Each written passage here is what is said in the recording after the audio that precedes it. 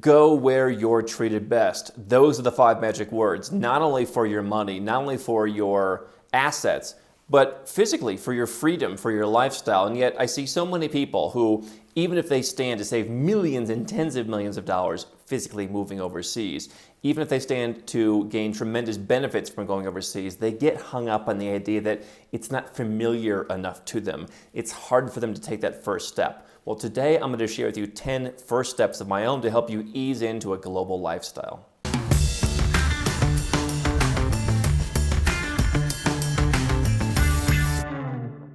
Hi, I'm Andrew Henderson, the author of this book and the founder of Nomad Capitalist, where we help 7- and 8-figure entrepreneurs and investors legally go where you're treated best. You can learn more at nomadcapitalist.com.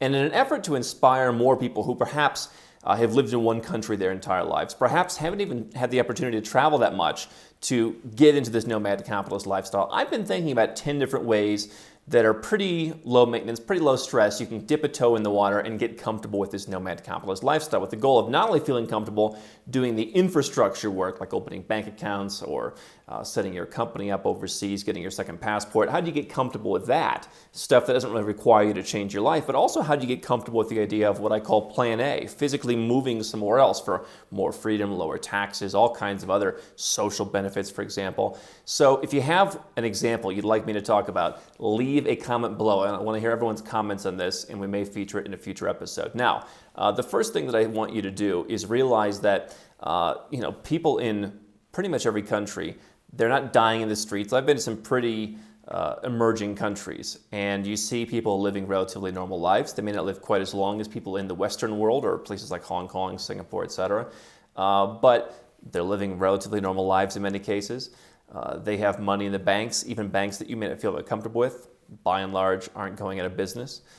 And so people are just living basically the same life that you are. There may be some tweaks. Certainly life and business is run at the margins. And so, if you live a couple of years longer than they are, that's worth something. But,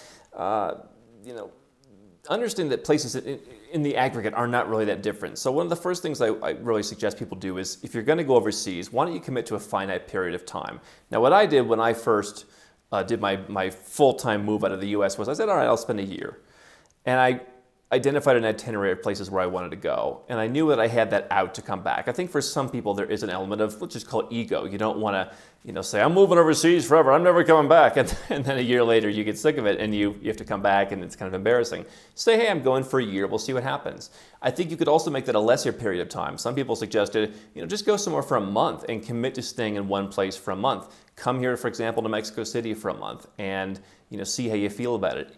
Indulge yourself in it and just put a definite timeline on so people know you're coming back. You know you're coming back. You can look forward to that, but you're going to experiment with that, whether it's in one place or whether you're going to bounce around to different places.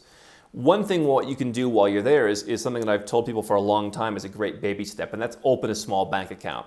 Even if you don't like keeping a lot of money in the bank, even if you're in crypto, open a small bank account, because here's why. There'll be a big psychological breakthrough when you open your bank account. You go to a country like Georgia, Armenia, Ecuador. Used to be easier in Cambodia, not so much anymore. Panama can work in some cases. Europe, there's a few countries, it's sometimes hit or miss. Go to a country where you can open a bank account. It's going to be an emerging world country if you're going to be putting in a small amount of money. You're not going to go to Singapore and open a bank account with $1,000 anymore. But go.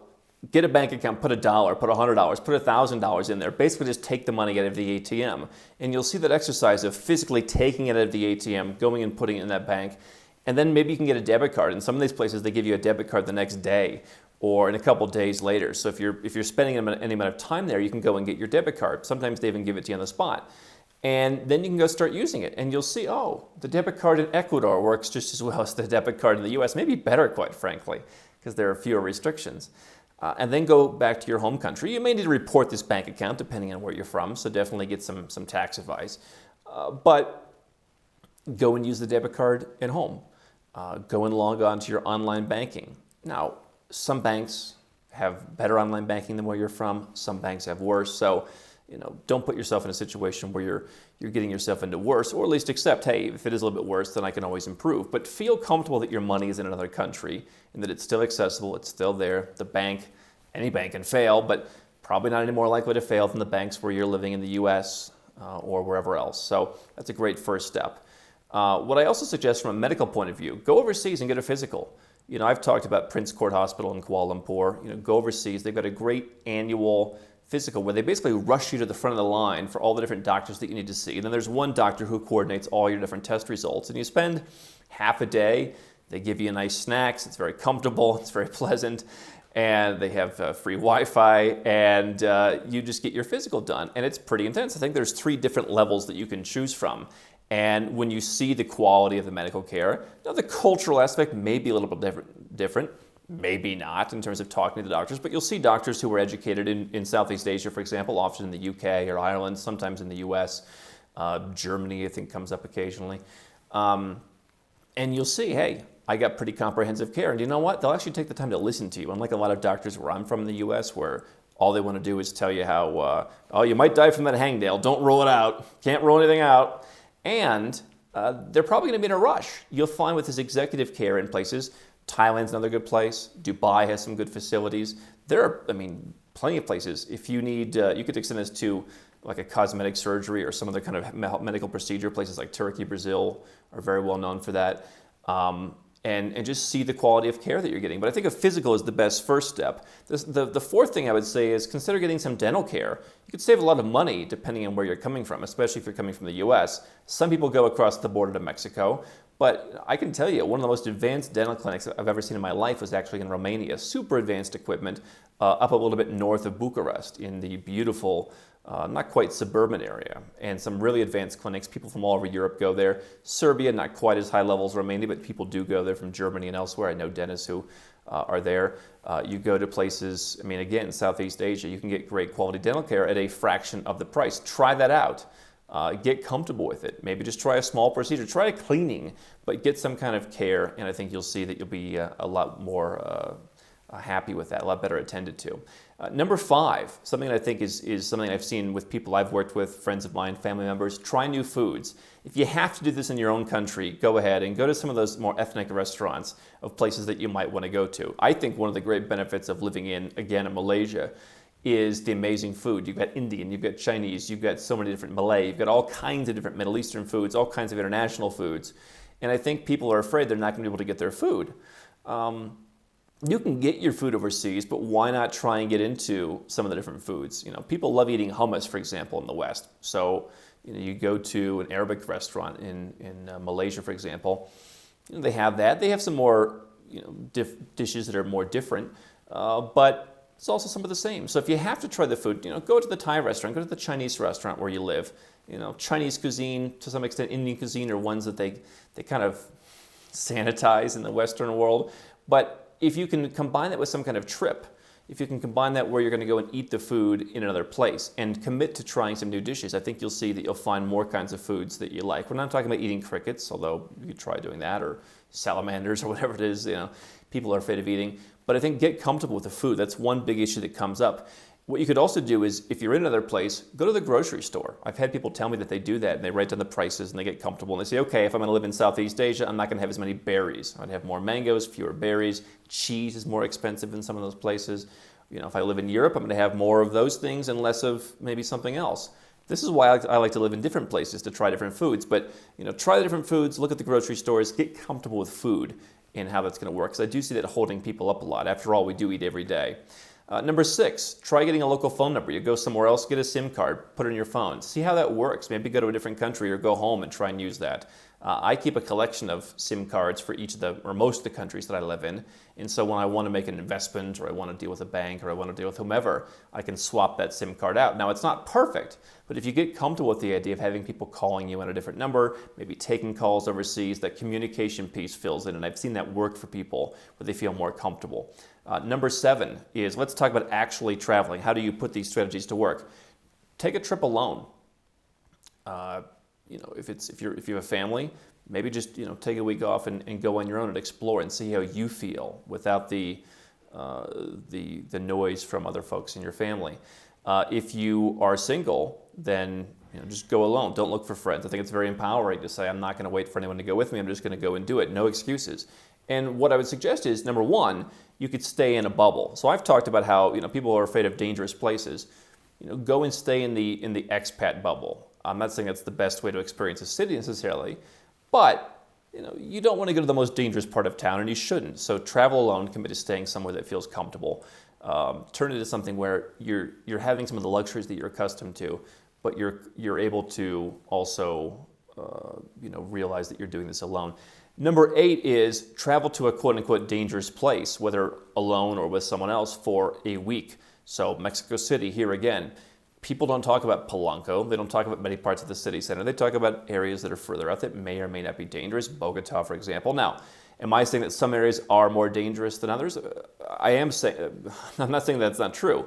Latin America, certainly.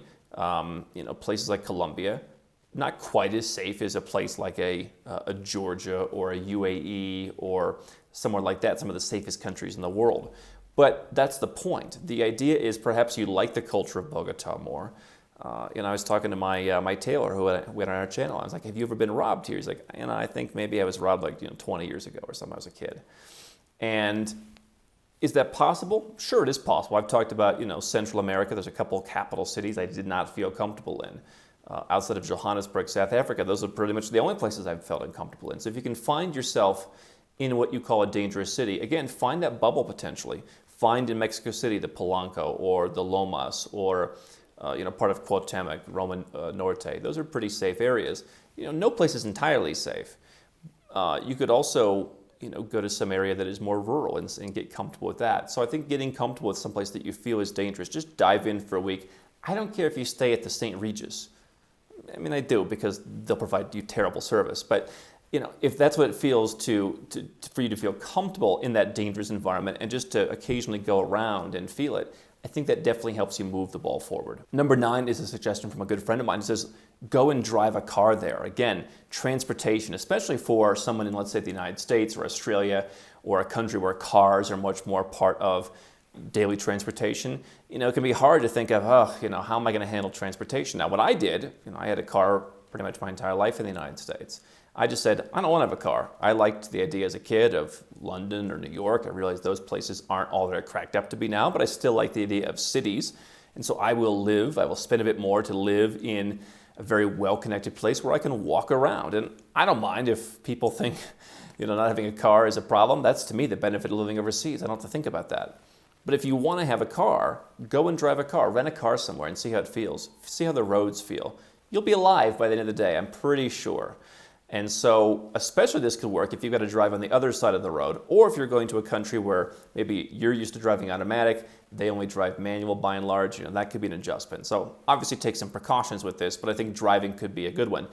Number 10, the last one, and again, leave your comments below if there's one that we are missing you want us to talk about.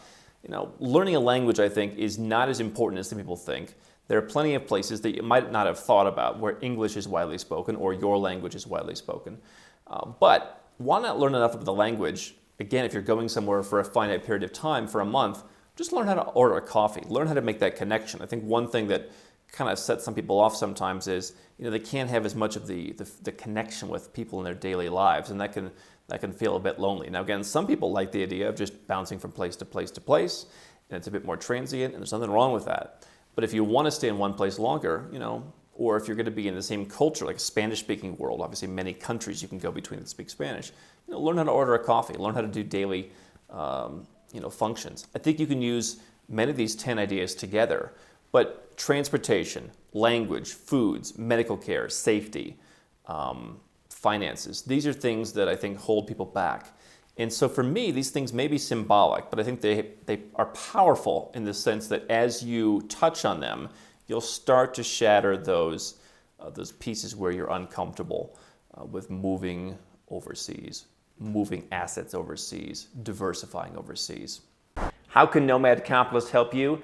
4 ways. Number 1, subscribe to our channel and click the notification bell to make sure you get our new video every day. Number 2, get a copy of Nomad Capitalist, the book. You'll learn a lot of my personal experiences over a dozen years of studying this stuff, as well as exactly some of the strategies that you can use to build your Nomad Capitalist plan.